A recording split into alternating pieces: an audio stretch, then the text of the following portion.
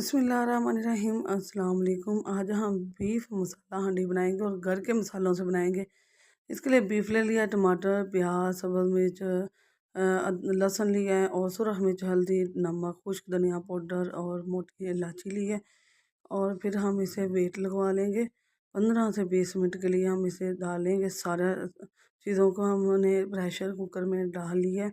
अब हम इसके अंदर इसको बंद कर देंगे और 20 मिनट के लिए इसे वेट लगवा लेंगे। जहाँ हमारा तैयार हो चुका है बहुत ज़बरदस्त, इसके अंदर हम गरम मसाला ऐड करेंगे, होममेड गरम मसाला है।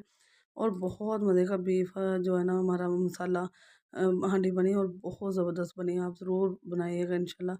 नई वीडियो नए अंदाज नए तरीके से हाज़िर होंगे इंशाल्लाह। डेली फूड को सपोर्ट करें, लाइक शेयर सब्सक्राइब करें और ये देख लें इसकी फ़ाइनल लुक कितनी अच्छी और कितनी ज़बरदस्त है। आप फ़ौरन से बनाएं। अल्लाह हाफिज़।